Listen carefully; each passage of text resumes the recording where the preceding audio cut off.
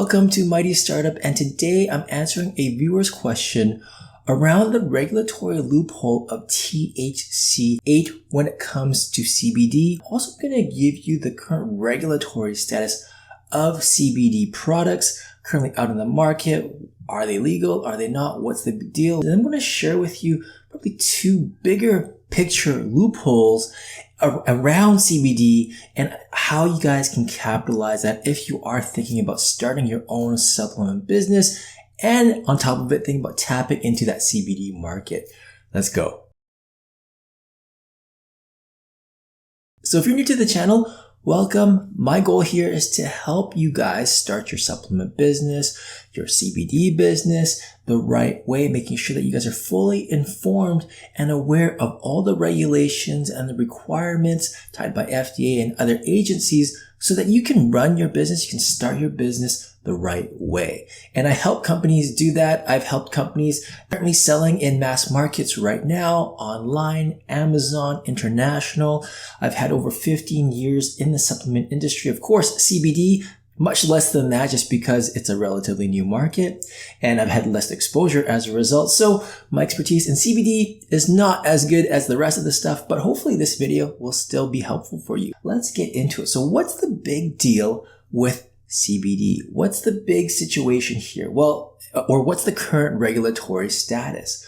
Well, I'm going to tell you right now that CBD products in the US are technically illegal. Right? The FDA has already made the announcement that CBD supplement products, they fall under the dietary supplement category. In the regulations, there are requirements of the types of ingredients you're allowed to use in your supplements. And one of the requirements states that you cannot use an ingredient that has previously been used as a drug or studied for the purpose of a drug, unless you can prove that that particular ingredient that was studied was used as a supplement before the studies even happened. And in the case of CBD, unfortunately, it was used in an investigational drug study. And as a result, it's technically not allowed based on FDA regulations. You're probably wondering, like, Brian, what the hell? Like, I see products, CBD products all the time, everywhere. I can buy it today. I bought some yesterday. I have some in my home and no one stopped me. And you see it everywhere, right? You see all these big brands carry it, etc. Well, it's true. I'm going to talk more about that later. But I will say that if you are going to market your product, and a lot of these companies that are currently marketed are following the regulations in every other aspect. And when it comes to hemp or CBD, there are several categories of regulations. There's the Farm Bill, which is around the harvesting and cultivation of the plant itself. And then you've got the manufacturing of the CBD and encapsulating, and you're putting it in drops or whatever it is. And that falls under the dietary supplement regulations.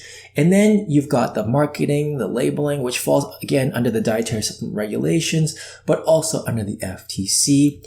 And then you've got the complicated rules around transportation. And it's complicated because technically it's illegal and it's only legal in specific states. So it's difficult if you are trying to transport it nationally, or at least on paper it's difficult. I think there are a lot of people that are currently shipping it and everything seems to be okay. So that's the current situation with regards to CBD. So I really want to make that clear that it's technically illegal. Let's get into the viewer's question. And he asks, this may be a little bit controversial perhaps, but I'd be curious to see your take on loopholes.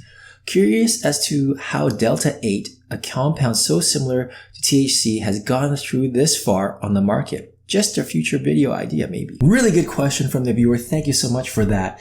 And I really want to say for the other viewers watching this, what THC is and THC 8 and THC 9. So right now, what the regulators know or understand, or the science right now, is that THC, in particular Delta 9, a specific type of THC, is known to be the psychoactive component in hemp, in marijuana, that gives people that high when they're smoking pot, right? And so all the regulations has really drilled down onto THC 9, right? There's a limit that your product can have.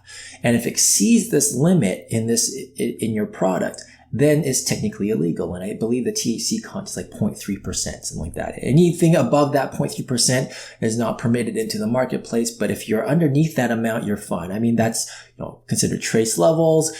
Of course, you're trying to remove as much THC as possible. And some people can remove, down to almost 0%, but there's always going to be some level of amount, or at least variation, right? So they're giving you a little bit of a threshold. THC 9 has been written in with all this hyper focus as to limiting the amount of that particular psychoactive compound. What has happened, however, is that you've got THC 8, which is very similar to THC 9, but technically not the same. So now, since there's been so much focus and attention and regulation around THC 9, well, they're not talking about THC 8, so why can't I pump out product with THC 8 that may have a psychoactive component to the product and give your product a very cool feature that technically isn't not illegal.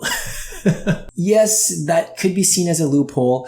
And I think, when someone who's well versed in the regulations, a lawyer, for example, reads this, they understand the intent, right? There's an intent behind the regulations and the requirements. And if we're talking about, removing that psychoactive component and it's THC, whether it's THC 9 or THC 8, you understand the intent. We want to remove that psychoactive component, and you can extend that thinking to THC 9, THC 8, or THC 7 or 6 or whatever we find in the future, right? So, there's going to be a lot of people out there that understands this intention and will advise their clients of that. But is it technically in the regulations? Not so much. To some people, this might be seen as a loophole. And if enough people catch on, there's going to be some sort of action. And that's exactly what we're seeing right now. So if we go to, there's a website I was on, I'll put a link down below, but you'll see here the Colorado Department of Public Health and Environment has actually ruled on Delta 8 THC and has said that, yeah, this is technically not a legal substance either. They are specifically calling out Delta 8, Delta 9, and Delta 10 as well.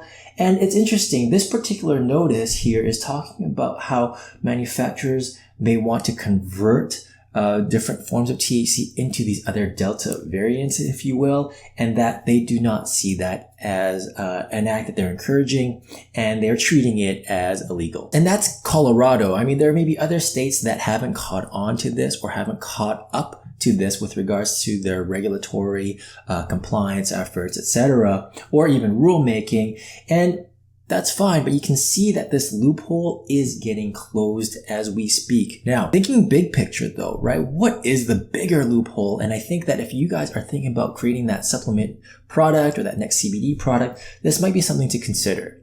And that is that the big thing here is that every state has their own regulations, right? That's what's kind of happening. They're seeing so many products in the marketplace.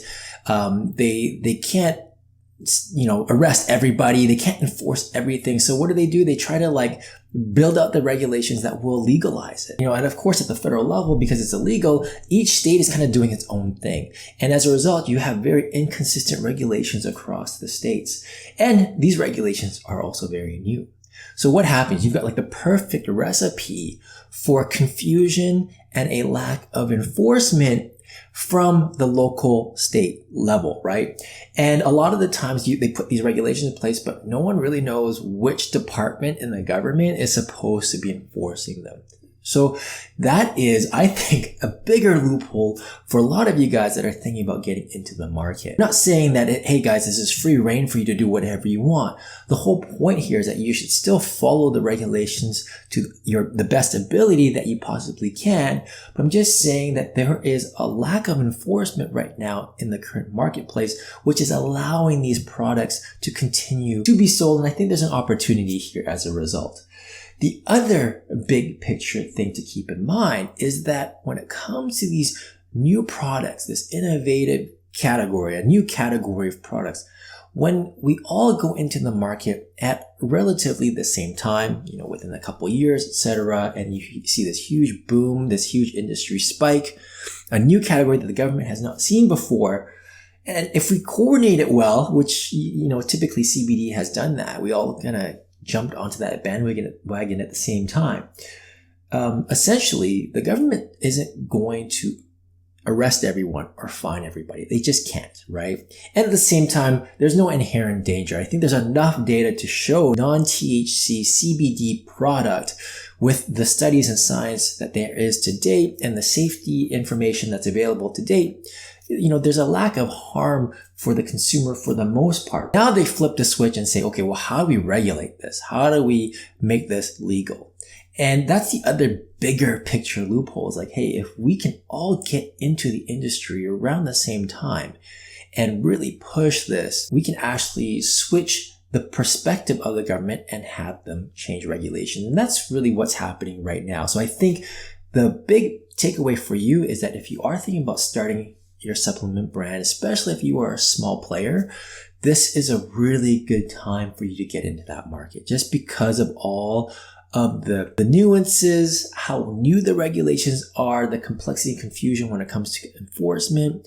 I think there's an opportunity that you guys, as an entrepreneur, if I put my entrepreneur hat on, can take advantage of. It's going to be different if you're a bigger company. When I say bigger, I mean to the size where, a lawyer, a litigator may get a good chunk of money from you if they were to sue you. There are lawyers out there who make a living just suing companies, and there could be future competitors of yours who are lawyered up and they're going to sue you as well. And the idea here is to, make money through that litigation action. Now, if you are a bigger company, you're more vulnerable to that because you've got more money to play with. But if you're a smaller brand, they know that and they're not going to bother fighting, they're not going to bother with you at the end of the day. So, if you're at that right size of starting up and you're thinking about, getting into the CBD market, this might be a really good time for you, considering everything I just mentioned. And at the same time, like I said, you still want to follow the regulations the best way. Your labeling, your manufacturing, or your marketing, the language you use, right? All the quality aspect of manufacturing as well. And then of course your own business, right? Like, okay, well, how do you handle customer complaints? How do you report to the FDA? All these things you still got to do because they fall under those other regulations, like the dietary supplement regulations, for example. And you'll want someone by your side, which is where I come in. I can definitely help you with that. It comes to labeling, marketing, making sure we're procuring the right ingredients, the supply chain, how do we vet that supply chain, and so much more. So guys, I'm going to leave it there. Hopefully you found this information useful, and I will see you next time. Cheers.